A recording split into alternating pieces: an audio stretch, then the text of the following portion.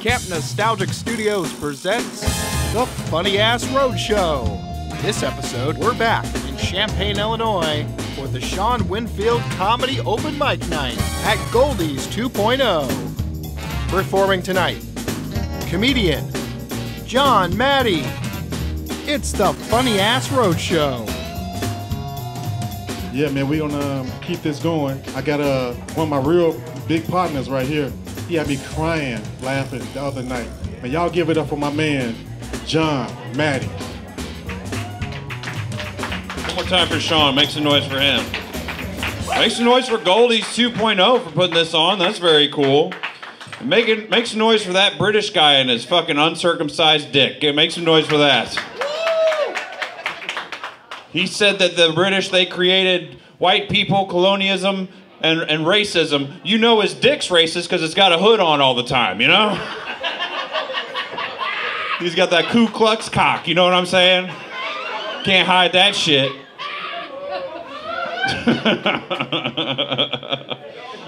Shit. All right. I gotta apologize to you guys ahead of time. I feel like shit today. I had Walmart for lunch. You guys ever do that? They got that little hot deli with the chickens and the mashed potatoes right by the exit so you can steal all of it. That's nice. So I did. And it turns out their chicken is to die from because that's what I'm dealing with right now. All right. I'm not a big fan of getting my hair cut anymore. I'm sick of the false advertising, guys. We can just call it pretty good clips, right? We don't need to oversell what we're doing here. That's even a stretch. Maybe just call it adequate clips, you know? You're going to have to come back a second time to get something fixed. Clips? That's too many letters on the marquee. Just call it clips, for God's sakes, because that's all you're fucking doing. All right.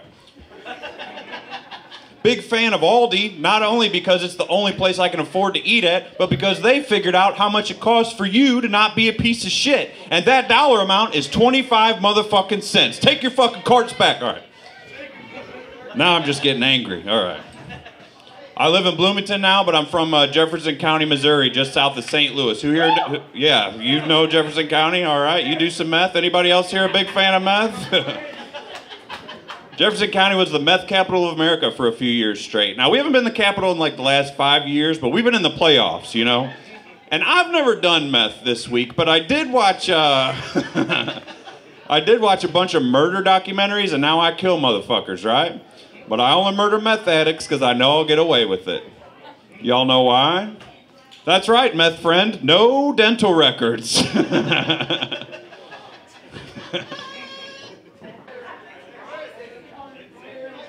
I've never done meth in my life, not even in previous weeks. I do, however, love smoking weed. Who here loves weed? Make some noise. Marijuana smokers? They're all outside smoking weed, I guess. Or they're so high they don't know I'm talking to them. I'm not sure yet. I'm an old head smoker. I smoked weed before they even called weed flower. You know, it's just brick weed, the stuff you get from Mexico. You know, and my buddy brought over to me a brownie, and he just put it on the table, and he said it's got weed in it, and then he just let me go to town. I smoked that entire brownie right in front of him. He didn't even correct me. I just got a fucking triple chocolate headache and then a bunch of laughter. Then when I figured out what they do, you're supposed to eat that, he gave me a bunch of gummy bears, and each gummy bear had 8 bong rips in them. And it's very impressive how much they put in there. But that's not what gets me about the edibles. It's that it takes about an hour to take effect. And I'm an old school smoker. I'm used to getting stoned in about 5 to 10 minutes, right? So I pop a gummy bear and I wait about 7 minutes and I'm like, damn, my tolerance is through the roof. I don't even feel this shit, right? Then I ate 5 more in succession of 7 minutes until they all hit me at once. They don't all wait patiently. They all just go, all right, everybody here, punch him in the face, you know? And then I couldn't see out of my face, you know? And I was in a public place by myself. I was at Victoria's Secret somehow. I don't even know how I got there. I had so many gummy bears in me. The lady working there was like, can I help you? And it wasn't like, you look like you need assistance finding a bra for your old lady. It was like, can I help you? Do I need to call security? Why are you licking your lips so much, you know? And then I got kicked out of the mall. She called security immediately, and I found out I was on lunch break at Foot Locker. I still could be getting paid right now. I never clocked out. After that, I tried quitting smoking weed because that was like a traumatic experience for me. So I tried other ways of relieving stress. I tried meditating. I don't have the patience for it. I tried doing yoga. I'm not flexible enough. I tried watching people do yoga. Got kicked out of another mall.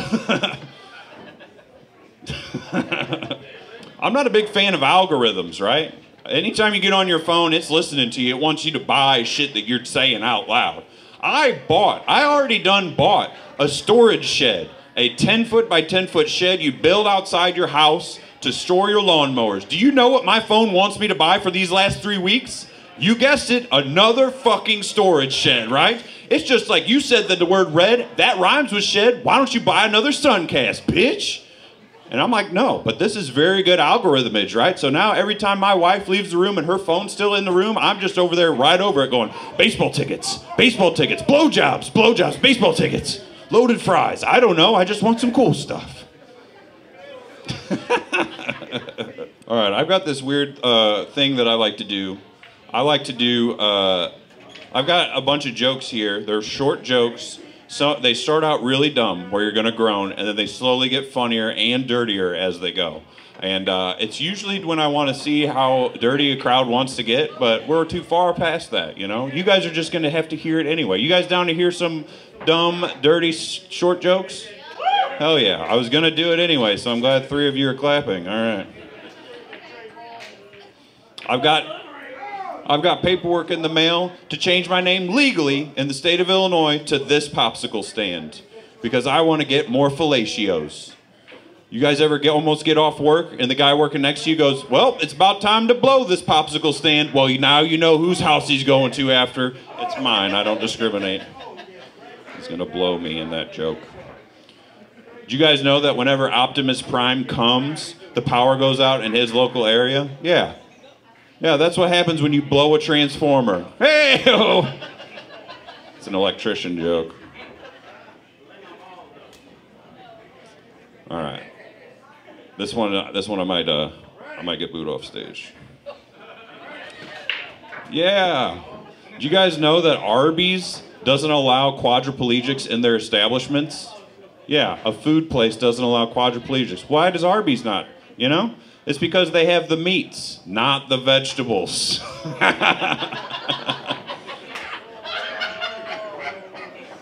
It's okay to laugh, guys. All right. That could have gone better, right? No, I think I had one more. I've had the pleasure of doing comedy all throughout the Midwest and the West, and I got to tell you guys, being in the Midwest sometimes is kind of dumb, right? Because I did a show out in Southwest Missouri, and I dealt with racism. I don't want to put I don't want to tell you guys the name of the town because I don't want to throw their name through the dirt, but it was Robertsville, and I know what you're saying. Straight white guy, average looking dude. What does he got to say about that? You know? And this is what happened to me, right? I was 10 minutes away from the show I was doing there in Robertsville. I was at a gas station getting Snickers and Gatorade because I diet like shit, right? And I was in line. There was only 3 people in this gas station, right? There was a black dude in front of me in line, and then a white cashier, and then me behind that dude.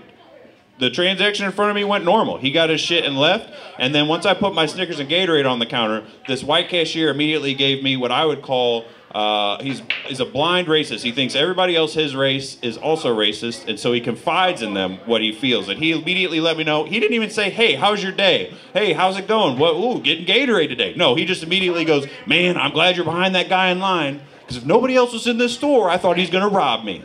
And I didn't appreciate that. But those weren't the words that came out of my mouth. The words that came out of my mouth were, there's nobody behind me, put the money in the bag, cracker. And give me a pack of rolling papers. I got some brownies in the car. Guys, that's my time. Thank you so much.